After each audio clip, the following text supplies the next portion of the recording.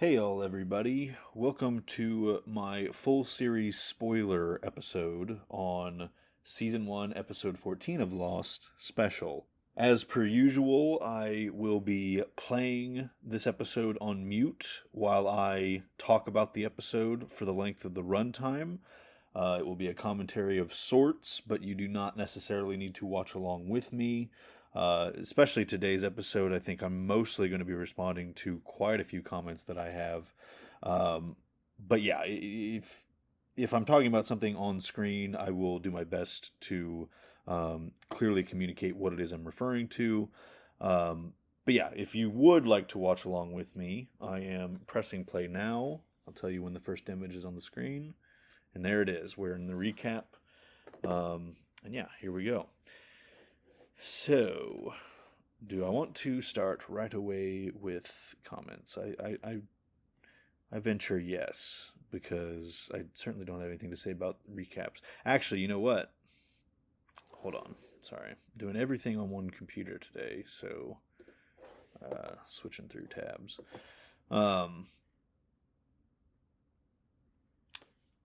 Okay, well, so yeah, real quick. We're in the first scene now, and yeah, this awkward exchange between Michael and Charlie. I think I mentioned it on the main podcast episode. It's been a while since I recorded and then edited it. But yeah, Charlie's asking about Claire's bags. Michael's looking for his son, and Charlie's just like completely dismissive of Michael asking about Walt. It's very awkward in a way that I'm not sure. I don't know. Anyways, getting into some comments that are relevant to this episode. That's kind of the plus side to recording this so long after our main podcast episode on this episode went up. I do have some comments responding to some things that were said in that podcast episode. So yeah, let's start with Homo sapiens, who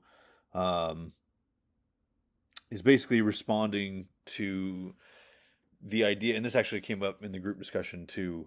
The idea or the question of whether or not Walt is conjuring the polar bears out of non-existence versus they already exist on the island and he's just drawing them. The fact that like he is in a way manifesting things from his mind, but he's not conjuring them out of non-existence. I think what I talked about both times that this came up is that in the flashback, the show goes out of its way to establish that that bird is native to Australia.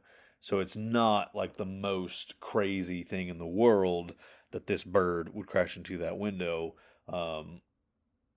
It has the suggestion of supernatural or parapsychological phenomena, but it's not 100% conclusive. It's not like all of a sudden this magical thing happened that there's no rational explanation for.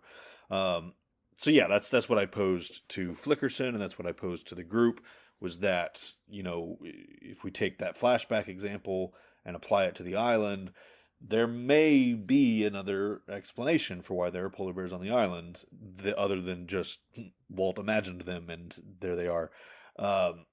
Obviously, if you're listening to this, you should know there is indeed. The polar bears existed before Walt was on the island, and that's thoroughly explained. Uh, so, anyways, Homo sapiens is responding to that, and he says, without getting into full series spoilers, a counterpoint to the idea that Walt conjured the polar bear is that Rousseau stated there was a plurality of bears on the island. And yeah, that's a great point that, yeah, I wish I had remembered in at least one of those conversations. Um, Especially the group discussion, because the group seemed pretty convinced that Walt is conjuring them out of non-existence. And I didn't want to refute that too much at the risk of spoiling things, or you're just making it obvious that interpretation is not correct. I don't want to ever what's the word I'm looking for? I don't want to ever why can I not think of this word? Dismiss. That's not the word I'm looking for. I don't ever want to dismiss a theory before the show does. Um, and yeah, anyways, but that would have been a good counterpoint to bring up. It's like, well, hey, remember Russo did mention bears, um, and that one way back when we talked about that episode, there was even some discussion between the first time viewers of whether or not those bears she's referring to were polar bears. So that wouldn't even completely dispel their idea that Walt is conjuring the bears. So yeah, it would have been a really great point to bring up. Homo sapiens also said, in regards to the discussion, the heated discussion that not heated, the animated discussion that Flickerson and I got into about Michael leaving the knife in the polar bear. Yeah, so I'll just read what Homo sapiens said.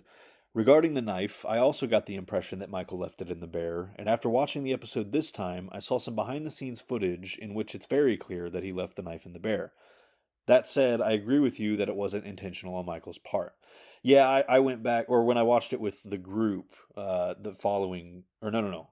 Normally I watch the group screening the week after we record the main podcast episode, but because of how this fell with the holidays, and then we had some crazy weather happen, we didn't end up doing the group screening for special until like 3 weeks after we had recorded the main podcast episode.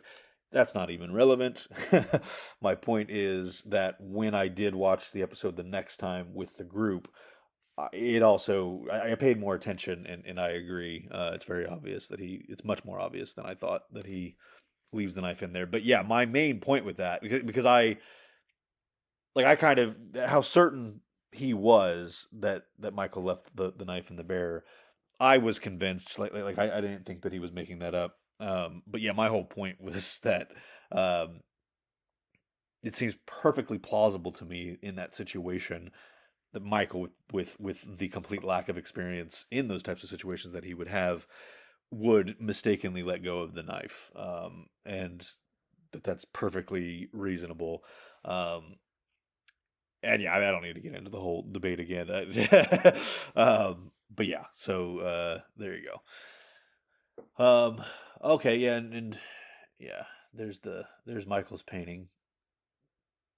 I don't know why I never really paid attention to that, but yeah, Drew mentioned in the group discussion that that's Jack Bender's art. Who basically a lot of the artwork that you see in the background of Lost is done by Jack Bender, like the mural in the hatch, the artwork in Charles Widmore's office in season 3. I'm sure it's seen other times, but I think season 3 is the first time you see it.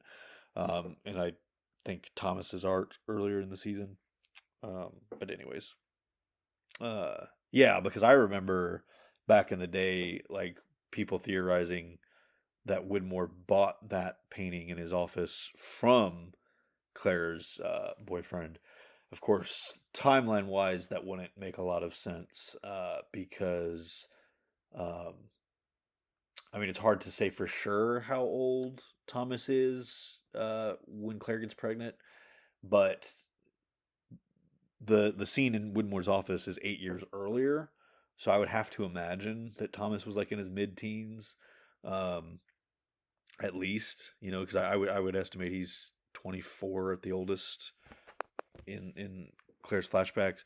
Um, so yeah, that would make him like 16 at the oldest.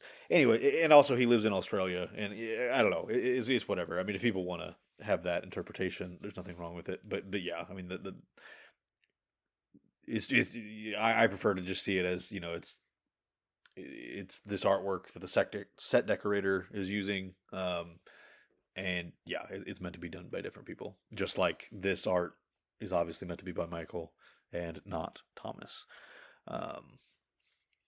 Anyways, so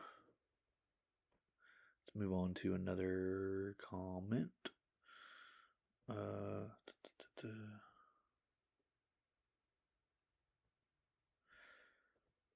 Okay.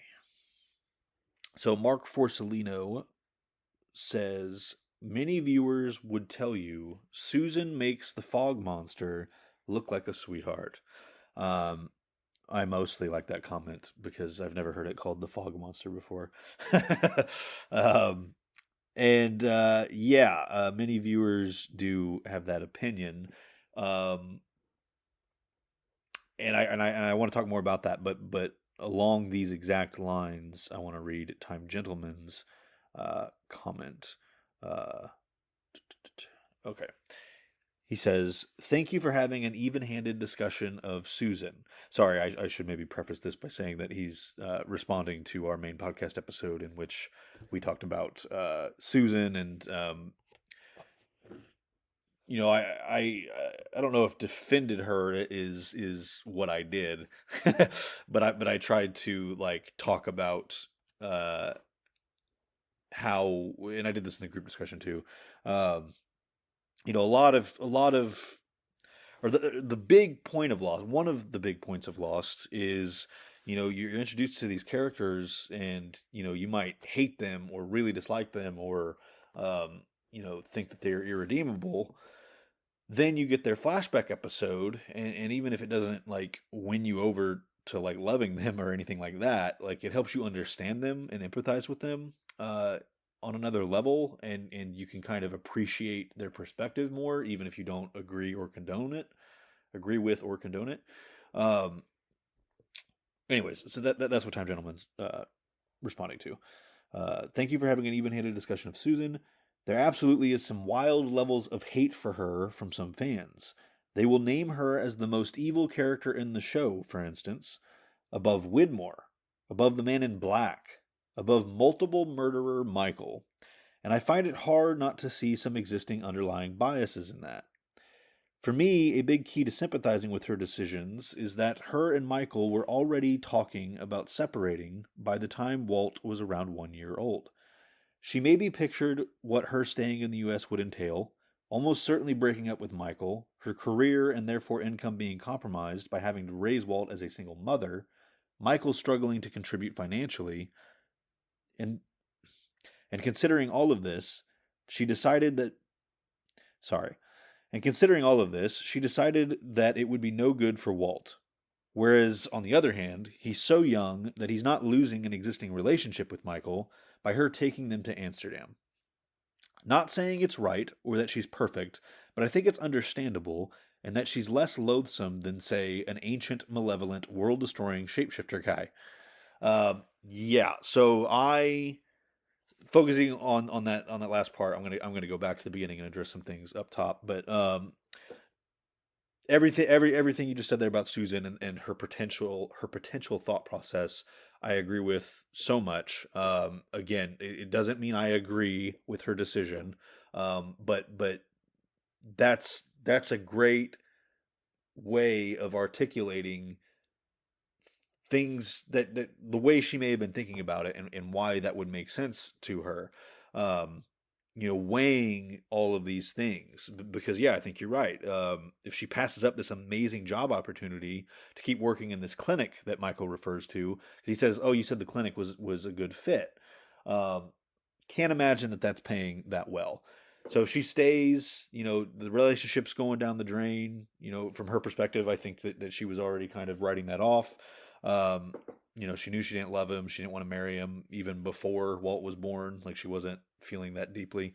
Um, so yeah, if she stays in the U.S., she stays with that job. It pays less. Michael would probably try and pay child support, but he's not getting a lot of work right now. Um, that relation. Okay, so now I'm going to contribute. We ran out of time to talk about this in the group discussion, but what I wanted to talk about was, um, you know, what I said in the group discussion was, for Susan, we never get a flashback episode to contextualize her choices the way we do for a lot of more reprehensible characters, or similarly reprehensible characters. Um, and so what I would have liked to have done in the group discussion was like been like, hey, so let's imagine what her flashback episode might entail. What might it show us? And in my head, I imagine it would show her childhood, being the product of divorced parents, and the animosity between those parents, and her, you know, being put in the middle of that, and just how awful that was growing up that way. Um, you know, so you add that to what Ben is saying, to what Time Gentleman is saying, um, and you know, I think you could start to kind of empathize with her perspective more. You know, with Walt being such at such a young age, and again, yeah, it's not like she's ripping him away from this father that he knows and loves. Um, I mean, yeah, and then add in what I said, what I also said was, which is that, you know, once she's in love with this Brian guy and she wants to marry him, she's thinking, oh man, this would just be so much more simple if he was the father of my child, and it would just be so much easier, and it wouldn't risk Walt having to go through what I went through with my parents. Um, and yeah, I mean, yes, it's still selfish. It's still selfishly motivated, but like it's still selfishly motivated in large part.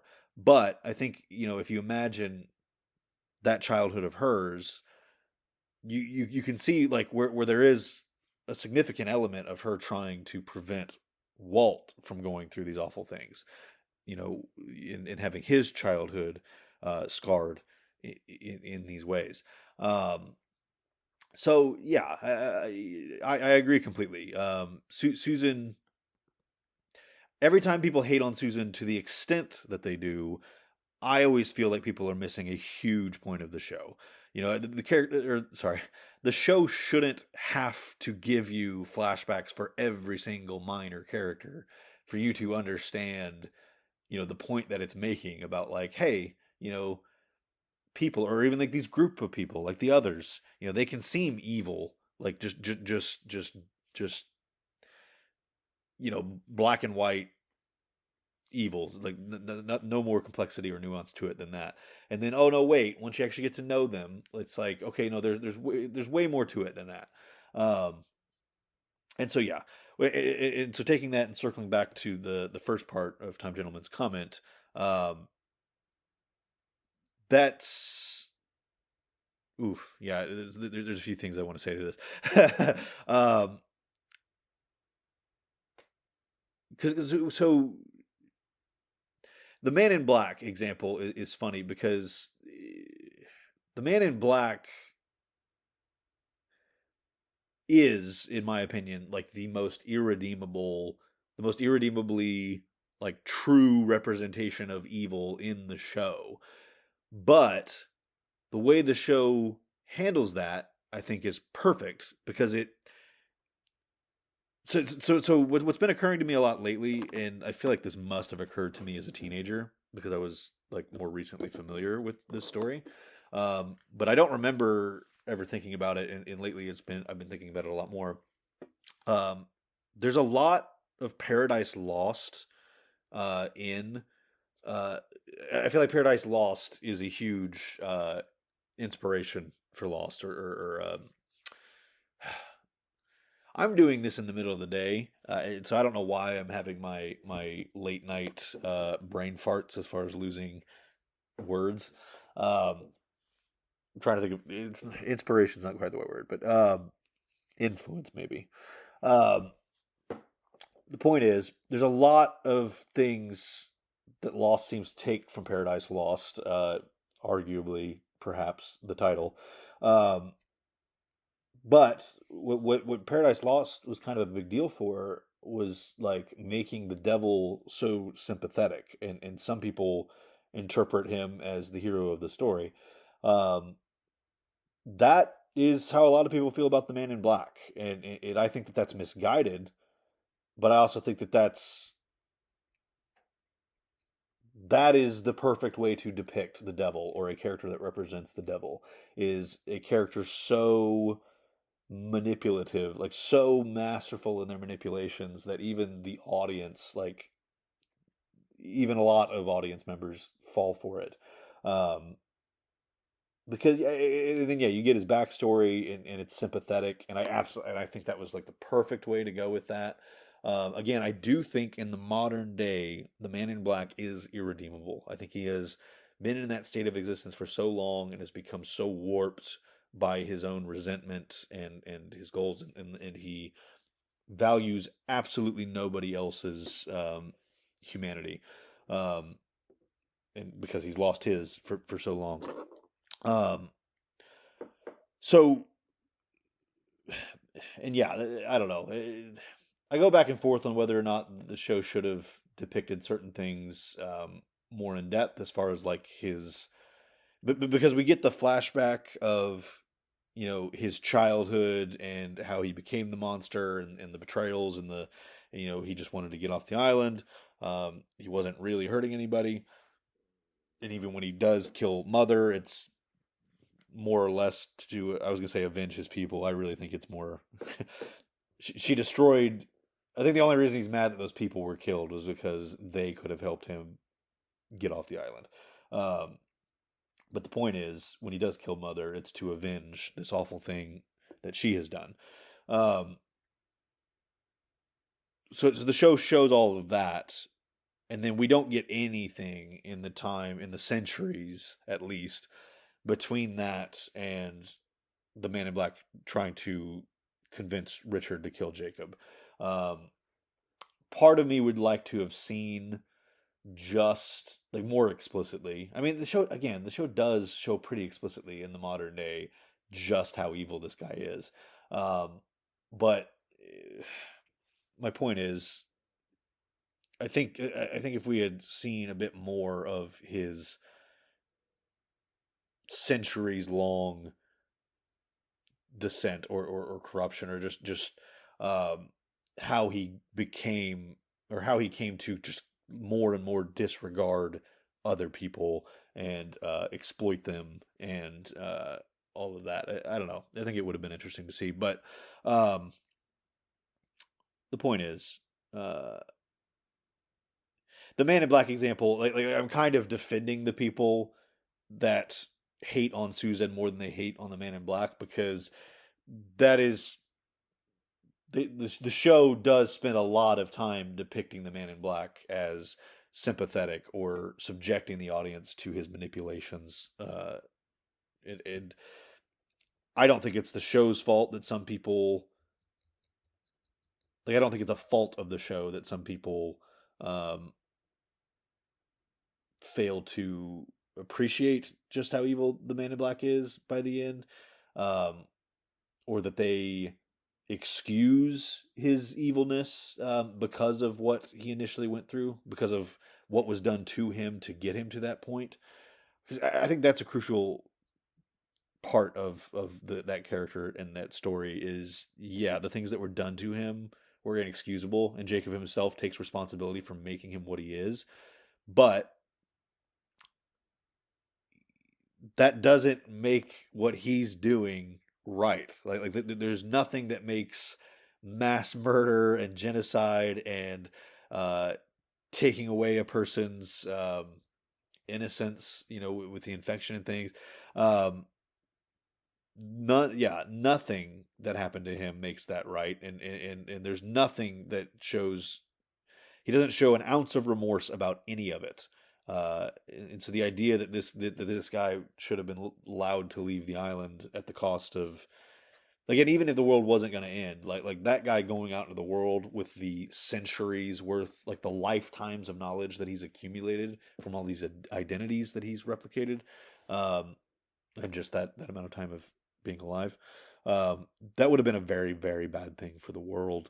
Um, and yeah, there's just zero evidence that he was going to turn over a new leaf and just be a good guy once he left.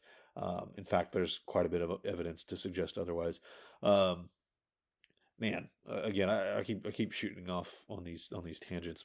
Again, the point is, like, I'm not as bothered. The Man in Black is the ultimate representation of evil in this show, I believe.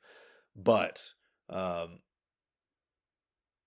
the fact that so many people are on his side, I think works in the sense that that's how the devil would work, and that I think is what the Man in Black represents in the story. One of the things that he represents. Um, Widmore is a more interesting example because that one, yeah, we never get a Widmore flashback episode exactly. We get more time with him, but we never get like a sympathetic arc. So as for why people consider Susan more evil than Widmore, well, first of all, I would say I think people complain about Susan more. I don't think that people would necessarily. I don't think a lot of people would necessarily say that she's worse than Widmore. I could be wrong. Uh, my thing with the Widmore thing is, I think a lot of people just kind of accept what we're told on the surface level in season 6 that, oh, Widmore's just a good guy now. Um, for some reason, people just seem perfectly willing to accept that, and I do kind of fault the show for not actually making it more the way it exists in the show. Like, it's not clearly established what Widmore is actually after, and why he is doing what he's doing. The explanation we're given, even though it makes no sense, and I've talked about that in a video essay, which I'll link below. It's called Venture Capitalist. Um, he, he says that Jacob sent him and told him what he needed to do. It doesn't make any sense, and the idea that suddenly redeems him and all of the evil things he's done since at least the age of 17 is absurd. But it seems like a lot of audience members are willing to just accept that.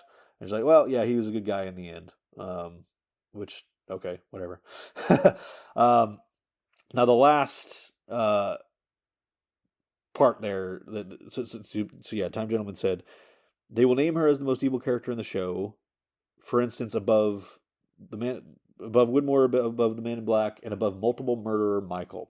Now, so that's the Michael part's the interesting thing there, because I actually think Michael, similar to Susan, gets a lot of undue contempt and hatred.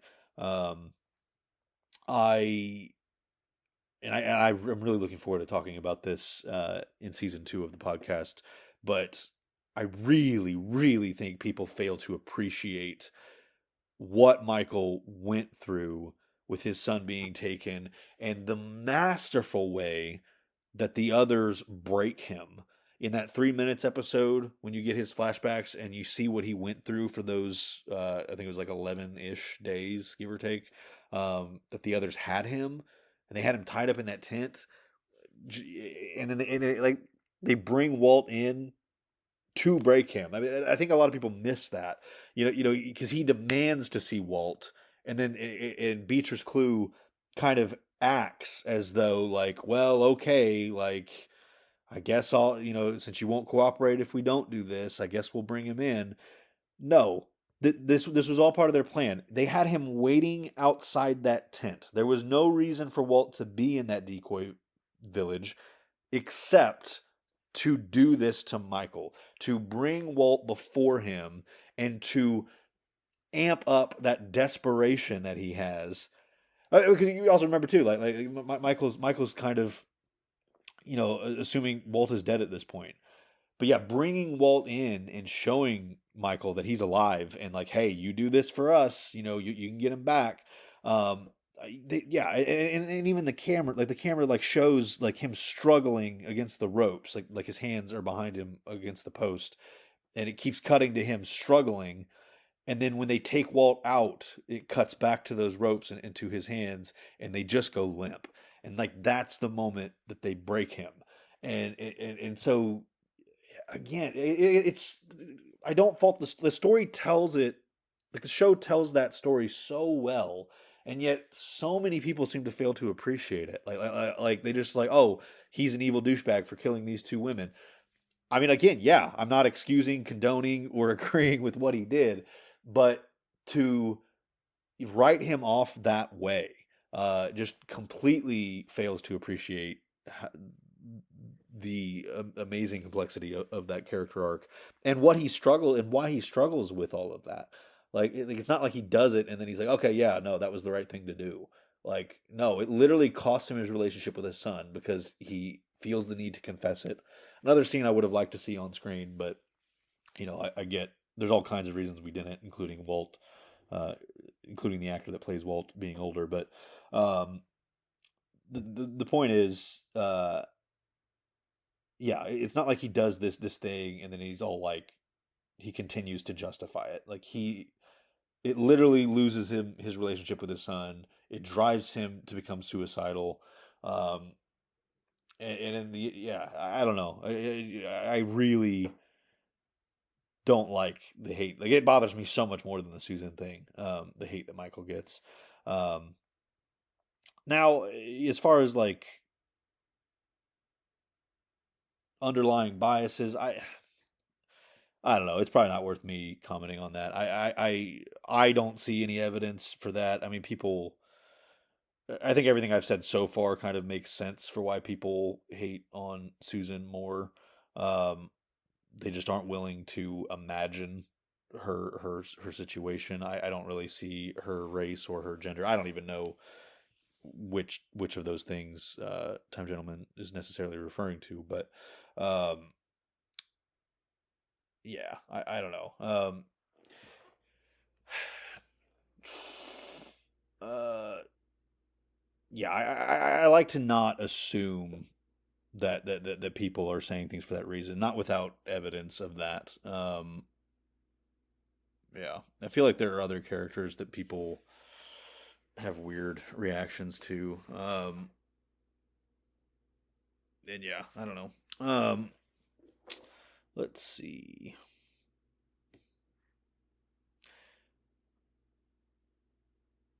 We did pass the scene where the bird crashed into the window. So I wanted to read. Um, Homo sapiens actually commented this today, so this will show you just how last minute I'm recording this. Um, Homo sapiens said, I just remembered something. When I first saw this episode, I thought that Susan's sickness was caused by Walt's psychic abilities, since we see her getting sick at the same time as the bird flying into the window. I don't believe this anymore, but I'm curious to see if anyone else thought similarly. Yeah, I would also be interested to hear if somebody else thought the same thing. I don't think I ever thought that, but I think that's a very interesting idea. And I think that if it were something other than a blood disease, um, or if you'd been reading about blood diseases or something, um, I think I would actually think that's a viable um, interpretation that he somehow accidentally caused this. Just like she got sick from being around him somehow. Um, I think it was something that was like nosebleeds or some kind of brain tumor or a stroke or something. I think that would actually be an interesting interpretation of maybe just being around Walt caused that. Um, but yeah, Brian says that she's had a blood disorder, that she had a blood disorder that they didn't know about. So I would think that Walt didn't have anything to do with it. But who knows? I mean, maybe that was something the writers thought about exploring at some point and then just didn't. Um, okay, so scrolling through. Let's see.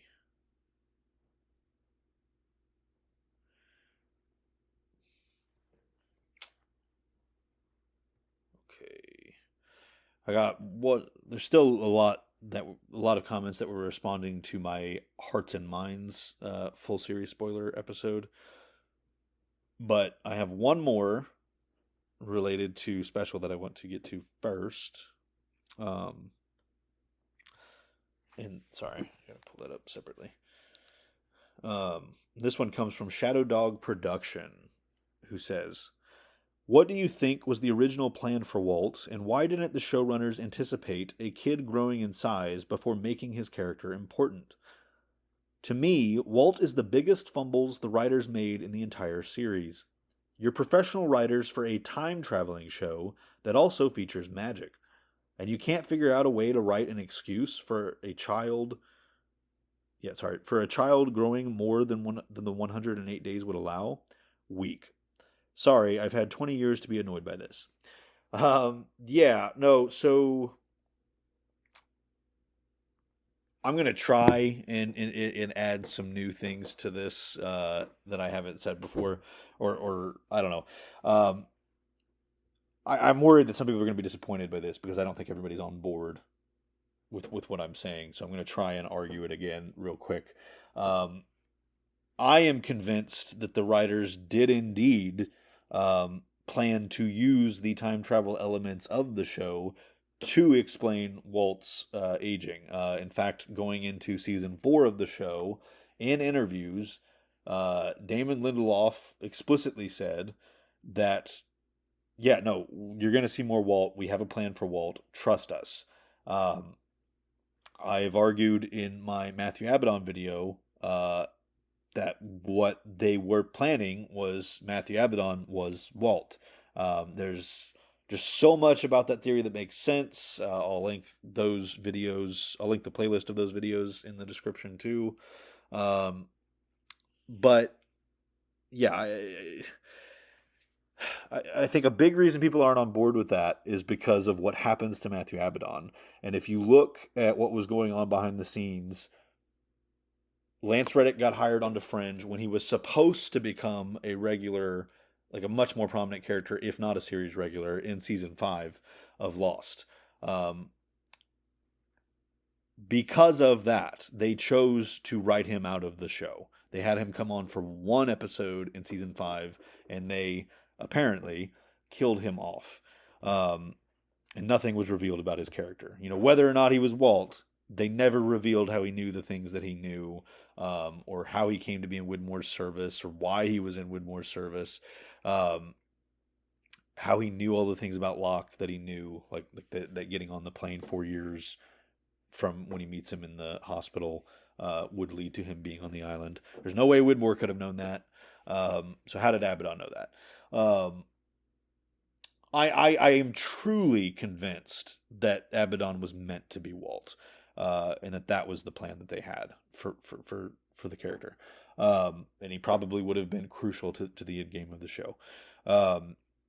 But because of actor availability, and not wanting to, have to work the entire production around that person's availability, they decided to abandon that. People like to point to Lindelof promising those things about Walt before season 4. Like, they like to point to that and say, oh yeah, he was lying. I really disagree. I really think at the time he meant what he was saying. They had a plan. Lance Reddick getting cast in Fringe, they didn't feel they could work around that. Lance Reddick did an interview, I want to say around 2020, probably 2019. I don't know. He did an interview years back talking about how he was disappointed by that. He thought that when he accepted the role on Fringe that he would be able to do both, and he was disappointed when Abaddon got killed off. So yeah, Lindelof would have to come out and swear convincingly that they never intended Abaddon to be Walt for me to believe it. And even then, I don't know that I would. He'd have to really sell it to me that they never planned that. So yeah, all of that's to say, I get why a lot of people are upset, including Shadow Dog Production. I get why people are disappointed. But I cut the writers slack because I don't think it was. I think they did have a plan. I think that they had ideas about where they were going to go and how they were going to make him relevant to the end game. But yeah, what I will say, because somebody in the group discussion, so Drew, the first time viewer Drew, not the cosplayer Drew, he wasn't there for our special screening, for our screening of this episode. But I did talk to him briefly before we watched Homecoming off air, and he made the comment of it was yeah, no, it was interesting that Walt's got these powers. I hope that's not just some irrelevant thing. And what I eventually said to him was so there are a lot of people that feel like it is, but I disagree. It is a massively important part of the show that this kid manifests those abilities. It doesn't necessarily mean that he has to play a role in the resolution to the story for it to be vital to the story that's being told to establish that he has these abilities. What this episode reveals is that in this world, people can manifest these abilities, and in season 2, you get an explanation for why that happens. In the Rose and Bernard episode, you get Isaac, the healer, explaining to Rose the geological electromagnetism and how people can harness that energy and manifest it in different ways. And so Walt is like is a big example of that. It's like Danny having the Shining in The Shining, or the Shine in The Shining, whatever. I mean, obviously it's a bit more relevant to that, but but I don't know, because it's not like Danny uses his shine to defeat the hotel. At least not as I recall it. I have read the book and I have seen the movie, and I'm pretty sure neither one does that happen. But sorry, I'm like realizing how little episode I have left. It's relevant to the story to establish, okay, well, this hotel, the nature of the hotel is that these souls and this energy continues to get trapped there, and the gravity of these things, of this energy, keeps drawing things there, and they want to feed on people like Danny in their energy, and they're threatened by him, and yeah. So I mean, it is a bit more relevant, I guess, than Walt's abilities in Lost, but the point is that what this episode is really establishing is that, like in a lot of Stephen King stuff, this island has this energy. People like Walt, kids like Walt, can share in the power of that energy. I'm struggling with how to phrase it. Hopefully I'm making sense. My point with that is that Walt doesn't need to be relevant to the end game in order for it to be a significant and relevant detail to the story, to establish that he has these abilities. But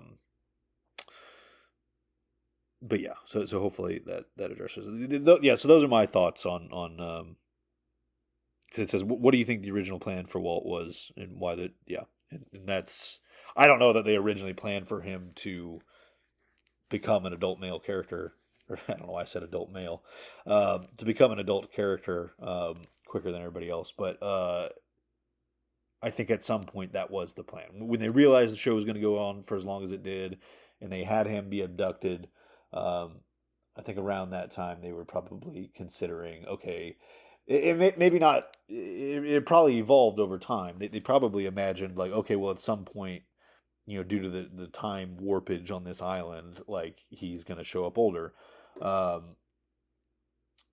then as the story progressed, and they realized, okay, some of these people are going to leave the island, and then you have this wheel chamber that transports people through time to this other place. Once they realized, they were going to get a lot more explicit with the time travel, I think that they, I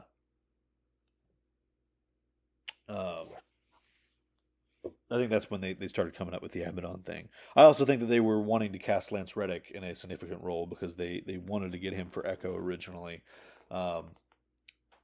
And so, yeah, that may have been like, okay, well, who can we have Lance Reddick play that would be a significant character in the show? And I can only speculate as to how that thought process played out, but I don't know. I really do believe that, and I don't need people to agree with me, but it would be nice if people didn't dismiss it so easily, because I really think there's a lot of merit to that, both in the show and out of it.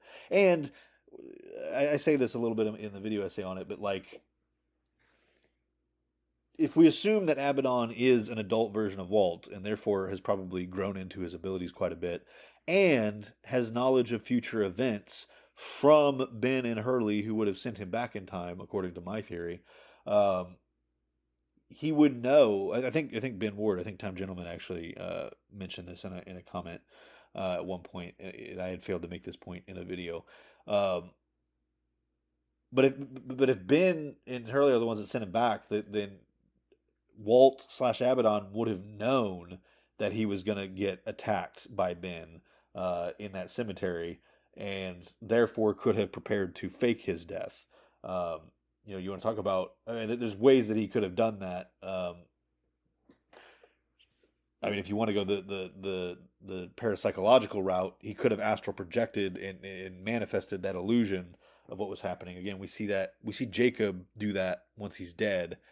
He uh, when he meets with them by the campfire and he anoints Jack as his replacement, he's physically interacting with things. They can all see him, and he's physically interacting with the cup and the water, and he touches Jack and the ashes. He takes the bag of ashes and he throws them in the fire. So this ability is established to exist. It's probably pretty rare. Only somebody as powerful as, say, Jacob could do it. But again, if you interpret Abaddon as the adult version of Walt, I mean, it would make sense to me that he could do that. So I get why people don't like the idea of him being Walt, because it's like, oh, well, then he just got killed off and he didn't even accomplish anything. Well, no, not necessarily. I mean, he very well may have survived, and he played a big role in guiding Locke and ensuring events played out the way that they needed to in order for the end result of the Man in Black being defeated to occur. Again, it would have been. I know it's pointless to dwell on it, but I mean, to just imagine what the last couple seasons would have been like if Lance Reddick hadn't got cast on Fringe. It's tantalizing to think about. But anyways, so yeah, the episode is well over now. Man, so there's still some comments from Hearts and Minds that I was planning on addressing. I think I'm gonna save them for Homecoming. I mean, if this gets a lot of comments and then I don't get to those, I apologize. I don't have a lot to say about the Hearts and Minds comments. I just thought some of them were worth reading out. So yeah, I'm gonna push them to next week. Hopefully, I'll get to them then. If not, I do apologize. But please, if anybody's curious to go look at them, I encourage you to do so. Again, those are on the Hearts and Minds full series spoiler episode. I did want to say one more thing about the special episode because I was talking over it, but at the end when Locke is blowing the whistle and Boone says to John that he thinks the whistle's not working, John has this line that has always struck me as so odd. He says to Boone, "You can't hear everything, Boone. The sooner you learn that, the better." It's just such a strange. It's like, what does that even mean? Like, and I've always wondered, like, is it meant to like foreshadow? Because in a way, like Boone dies because he was trying to hear what the person on the other end of the radio was saying. So I do wonder if it was meant to be like some kind of foreshadowing to his demise. Because yeah, otherwise it's like, what did they intend Locke to mean by that? I don't know. But okay, so I'm going to do my credits now. Thank you to candidate number 90, Ben Ward, candidate 108, Jeffrey Winslow, candidate 69, Brian Phillips, candidate 32, Chuck Boyd, and candidate 341, Hans. And I would also like to give a thank you to the multiple people that have donated equipment and resources used in the production of this podcast. These people include Brandon Huth, Charles Huth, Mary Mullins, William McMahon, and Charlene McMahon. And yeah, I think I am going to end things here. I do need to edit the episode that's supposed to be coming out in a few hours on Homecoming, our main podcast episode on that. And today is the Super Bowl. And for those that don't know, I live in Kansas City, and the Chiefs are in the Super Bowl, and it's kind of a big deal. So yeah, I've got a busy day of trying to do multiple things. And so yeah, I'm going to leave it at that. You will be seeing that podcast episode soon, and then you'll see. Yeah, you if you're listening to this, you probably know the deal by now. So yeah, I hope you guys come back for any and all of the future things. But until then, as always, namaste and good luck. Sorry, I'm tacking this onto the end because there was something related to the Matthew Abaddon thing that I really wanted to mention in this commentary that I forgot. Um, but yeah, so there's this line at the beginning of the episode when Locke is teaching Walt to throw the knife. He says the line, "See it before it happens. See it, then do it." I just always thought that that line kind of fits real nicely with the Matthew Abaddon interpretation, because Matthew Abaddon would literally have seen these events play out already, from a different perspective, and so he sees it, then he does it. He sees it, and he makes it happen. Um, I'm not saying that the writers had that level of forethought, when they wrote that line, but I'm just saying that it would be a really cool recontextualization of that line, um, if you read Matthew Abaddon as being a time traveling Walt.